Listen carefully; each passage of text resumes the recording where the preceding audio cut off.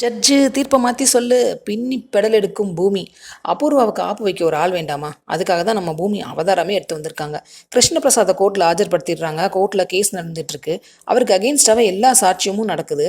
Judge தீர்ப்பு சொல்ல வர்றாரு. கரெக்டாக பூமி எழுந்திரிச்சு, இது உண்மையிலே ரொம்ப அநியாயம், எங்கள் மாமா எந்த பாவமே செய்யாதவர், ரொம்ப அப்பாவி அப்படிங்கிறாங்க. இங்கே பாருமா, நம்மளை சேர்ந்தவங்க எல்லாம் பாவம் செய்யாதவங்க அப்பாவின்னு தான் நம்ம நினைப்போம். இதெல்லாம் சகஜம்தான் அப்படின்னு சொல்கிறாரு ஜட்ஜு. நீ இப்படி நடுவில் எழுந்திரிச்சு பேசுறதுல உனக்கும் பனிஷ்மெண்ட் கிடைக்கும், அது உனக்கு தெரியுமா அப்படிங்கிறாரு. அது எனக்கு தெரியாது, ஆனால் எங்கள் மாமா குற்றவாளி இல்லை அப்படிங்கிறது எனக்கு தெரியும். எங்கள் அம்மாவை கொண்டவங்களுக்கு தண்டனை கிடைச்சா சந்தோஷப்படுறது என்னை விட யாராக இருக்க முடியும் அப்படின்னு பூமி சொல்ல, உங்கள் அம்மாவா? உங்கள் அம்மா யார் அப்படின்னு கேட்குறாரு ஜட்ஜ். எங்கள் அம்மா ஷோபா சந்திரா தான் அப்படின்னு சொல்ல, ஷோபா சந்திராவோட பொண்ணா நீ? அப்போ வா, சாட்சி கூண்டில் வந்து என்னன்னு சொல்லுமா நீ சொல்கிறத அப்படின்னு சொல்கிறாரு. சாட்சி கூண்டில் ஏறுறாங்க. ஜட்ஜு கேட்குறாரு, கிருஷ்ணபிரசாத் உங்கள் அம்மாவை கொல்லலைன்னு நீ எப்படிமா இவ்வளோ ஸ்ட்ராங்காக சொல்கிற அப்படின்னு. அதுக்கு அவங்க சொல்கிறாங்க, என்கிட்ட சாட்சி இருக்குது அப்படின்னு. ஆனால் அந்த சாட்சியை இப்போ என்னால் கோர்ட்டில் சமர்ப்பிக்க முடியாது ஜட்ஜு சார் அப்படிங்கிறாங்க. அவர் ஷாக்காக பார்க்குறாரு. உடனே பப்ளிக் ப்ராசிக்யூட்டர் எழுந்திரிச்சு, சாட்சி இருக்குது ஆனால் சமர்ப்பிக்க முடியல அப்படின்னு சொல்கிறதே ஒரு கட்டுக்கதை தான் அப்படிங்கிறாரு. உடனே பூமி சொல்கிறாங்க, நீங்கள் என்ன வேணால் பேசிக்கோங்க, எங்கள் மாமாவை நீங்கள் எந்த சாட்சியை வச்சு அரெஸ்ட் பண்ணாங்க அப்படின்னு கேட்குறாங்க.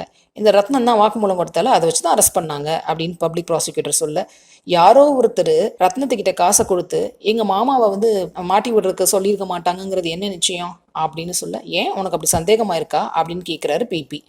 பூமி சொல்கிறாங்க, சந்தேகம்லாம் கிடையாது, நிஜம்தான் அப்படின்னு சொல்லிட்டு, எங்கள் அம்மாவை கொன்ன இந்த அபூர்வா தான் இந்த ரத்னத்தை ஏற்பாடு பண்ணி இந்த வேலையை பண்ணியிருக்கா அப்படின்னு சொல்கிறாங்க. ஜட்ஜே ஷாக் ஆகி பார்க்குறாரு. உங்கள் அம்மாவை கொண்டது அபூர்வா அப்படிங்கிறதுக்கு என்ன சாட்சி அப்படின்னு கேட்குறாரு. அவள் எங்கள் அம்மாவை கொண்டதுக்கு கேமராவில் இருக்கிற ஒரு வீடியோ தான் சாட்சி அப்படின்னு பூமி சொல்ல, அந்த கேமரா எங்கே அப்படின்னு கேட்குறாரு பப்ளிக் ப்ராசிக்யூட்டர். அது ரிப்பேர் ஆயிடுச்சு, அது சரியானதுக்கப்புறம் நானே கோர்ட்டில் சமர்ப்பிக்கிறேன் அப்படின்னு சொல்கிறாங்க.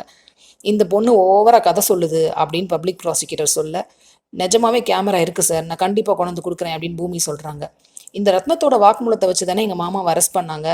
அப்போ எங்கள் மாமா ரத்னத்துக்கிட்ட ஃபோன் பேசினதுக்கும் அவளை மீட் பண்ணதுக்கும் இல்லை காசு கொடுத்ததுக்கும் ஏதாவது ஆதாரம் இருக்கணும்ல, அது எங்கே அப்படின்னு கேட்குறாங்க. ஒரு லாயருக்கே வராத ஒரு லா பாயிண்ட்டை எடுத்து பிடிச்சாங்க பாரு பூமி. அப்படியே அபூர்வாவுக்கும் ரத்னத்துக்கும் அப்படியே கொதிக்குது. ஒரு ஃபோன் காலாவது இருக்கான்னு பார்க்க சொல்லுங்க அப்படின்னு சொல்லிட்டு இருக்கும்போதே பப்ளிக் ப்ராசிக்யூட்டர், இதெல்லாம் விடுங்க, அவரை ஜுடிஷியல் கஸ்டடியில் எடுக்கணும் யுவர் ஆனர் அப்படின்னு சொல்கிறாரு. ஜட்ஜுக்கே எரிச்சல் இருந்துச்சு. என்ன பேசுகிறீங்க நீங்கள்? டெக்னாலஜி இவ்வளோ டெவலப் ஆயிருக்கு, ஒரு பொண்ணு கொடுத்த வாக்குமூலத்தை மட்டும் வச்சு அரெஸ்ட் பண்ணிட்டு இது நியாயம்னு சொல்கிறீங்க, ஒரு ஃபோனில் பேசின ஆதாரம் கூட இல்லையா?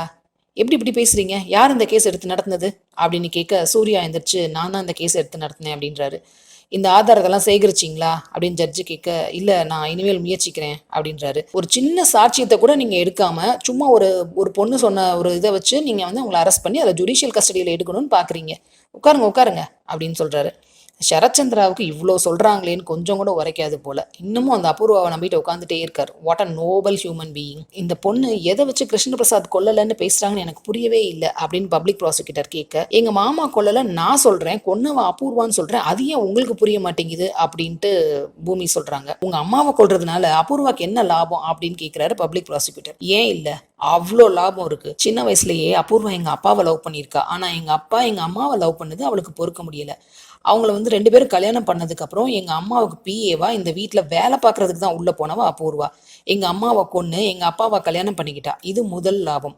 அடுத்து இன்னொரு லாபம் என்னென்னா, என் அம்மா பேரில் இருக்கிற சொத்து சுகம் எல்லாத்தையும் இப்போ வரைக்கும் அவள் தான் அனுபவிச்சிட்ருக்கா. இது 2வது லாபம். இன்னும் சொல்லணும்னா சொல்லிக்கிட்டே போகலாம் அப்படின்னு சொல்கிறாங்க பூமி.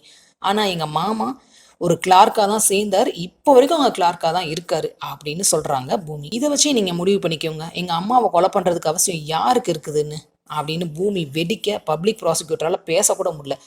ஜட்ஜு பயங்கரமாக யோசிக்கிறாரு. கிருஷ்ணபிரசாத் சொல்கிறாரு, ஷோபா என்னை மனசார அண்ணன்னு கூப்பிட்ட பொண்ணு, ஷோபாவை நான் எப்படி கொல்லணும்னு நினைப்பேன்?